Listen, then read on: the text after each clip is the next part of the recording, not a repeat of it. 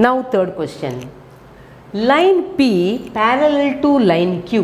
देखो ये line P and line Q parallel, okay. Line L parallel to line M, ये L and M both are parallel. Find measure of A, measure of B and measure of C using the measure of given below. अभी some measurements are given इधर, means इधर 80 degree दिया है, ये figure में only 80 degree दिया है। तुम लोगों ने ये B and C angle find out करना है। अभी this is very simple question, see आप इसमें तुम लोगों को ये ट्रांसवर्सल में इधर दो एंगल होता है, राइट है। ये साइड में एक एंगल है, ये साइड में एक एंगल। अभी इधर ये एंगल और ये एंगल, एक ही लाइन में कितना एंगल फॉर्म हो गया, 4 एंगल फॉर्म होता है। उसमें ये ध्यान रखो, ये 80 डिग्री है ना, ये 80 डिग्री बोला तो ये एंगल 80 डिग्री है, ओके। क्योंकि तुम लोगों को मालूम है ये दोनों एंगल बोला तो लीनियर पेयर बोला तो 180 डिग्री, समझा। अभी हम लोग 180 डिग्री नहीं देखना है, अभी ये अपना 80 डिग्री बोला तो इसका करेस्पॉन्डिंग एंगल ये है। अभी ये 80 बोला तो ये 100 आ जाएगा, तो इसका करेस्पॉन्डिंग ये है। अभी तुम लोगों ने थोड़ा दिमाग यूज़ किया तो इधर ही आंसर मिलता है, लेकिन हम लोग मेथड में करना है। सो ये 80 डिग्री का करेस्पॉन्डिंग एंगल ये एंगल, नॉट ये। इसके लिए हम लोगों ने इसको एक नाम देंगे, हम लोग डी बोल के नाम देंगे, ठीक है, क्योंकि हमारा कंफ्यूजन नहीं होना चाहिए, इसके लिए मैं इधर डी एंगल का नाम देती हूँ। Now consider angle A is shown, angle A हम लोगों को दिया है। नाउ अभी हम लोग फॉरगेट अबाउट यम, अभी यम के पास जाना ही मत तुम लोगों। हम लोगों का भी line P, line Q and line L तीनों में काम होना चाहिए, right. So line P parallel to line Q and L is the transversal. So line L is transversal.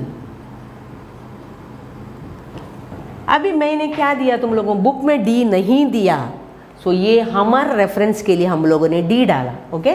क्योंकि ये 80 बोला तो ये एंगल 80 डिग्री है, सो इधर write down measure of angle D is equal to 80 degree. Because why this is 80 degree, because this and this they are corresponding angles. The write down reason, because they are corresponding.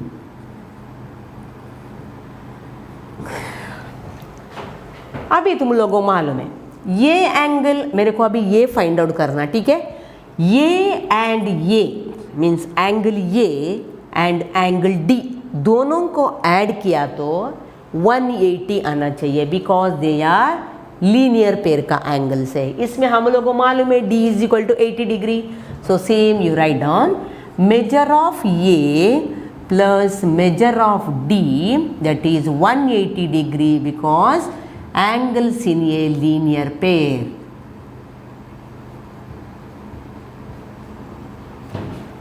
Now ये का value मालूम नहीं है क्योंकि हम लोगों ने find out करने को बोला, तो ऐसे ही लिखो प्लस डी का वैल्यू मालूम है 80 degree, because this angle 80 means this also 80 degree, so they are corresponding angle, that is 180 degree. Therefore, measure of A is equal to 180 minus 80 degree, that is 100 degree. Therefore, value of A is 100 degree. देखो इधर मैंने पहले तुम लोगों को बोला था ये 80 बोला तो ये कितना होना चाहिए, ये और ये ऐड किया तो 180 आना चाहिए, ठीक है। 180 में 80 दिया है, कौन सा नहीं है, 180 माइनस 80 बोला तो 100 डिग्री। ये 100 बोला तो ये भी 100 है, एंड एंगल ये 80 बोला तो एंगल डी 80 डिग्री है। So measure of angle is 100 degree.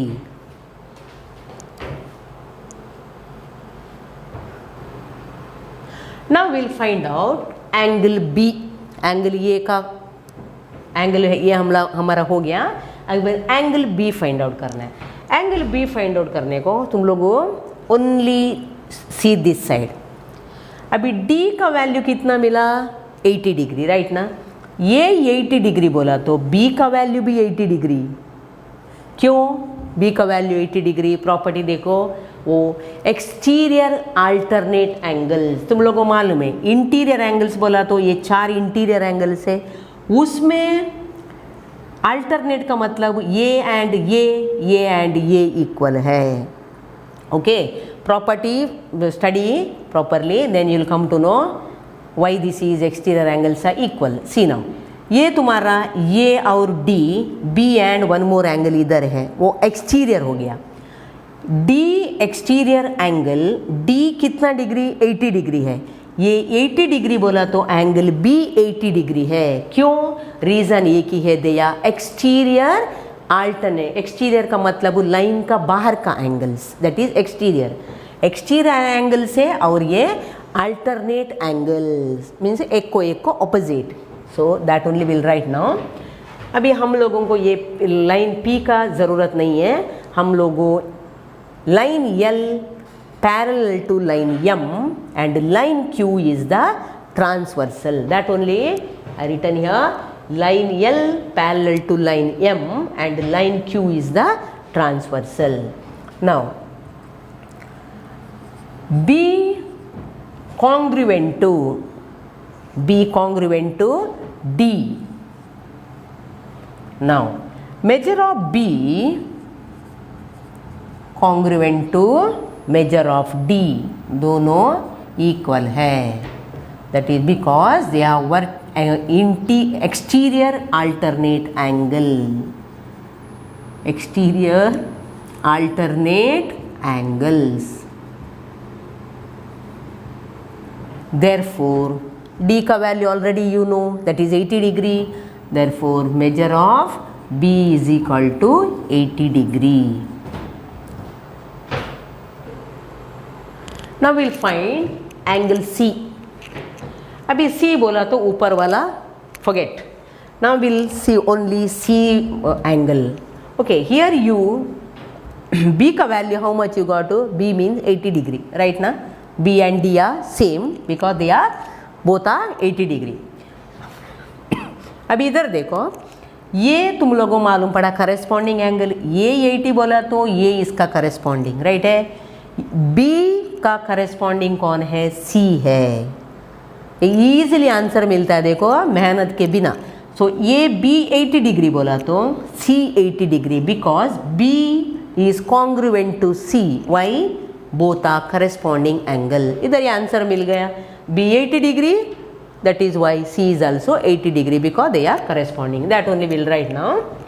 Now line P and line Q and अब हमको L नहीं चाहिए क्योंकि हम लोगों को ओनली C चाहिए, राइट ना। C करने के लिए हम लोगों P and Q line, they are parallel lines and M is a transversal, that only I wrote here, line P parallel to line Q and L line M is transversal. Now according to these corresponding angles, angle C and angle M both are equal, that is angle C congruent to angle B because they are corresponding.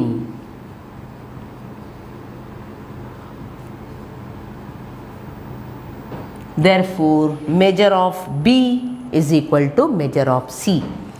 Therefore measure of C is equal to measure of B. Therefore B already पहला step में मिला, B का value 80 degree, therefore measure of C is equal to 80 degree. अभी हम लोगों को A का value मिला, B का भी मिला, C का भी मिला, therefore measure of A is 100 degree, measure of B is 80 degree, measure of C is also 80 degree. Underline the answer.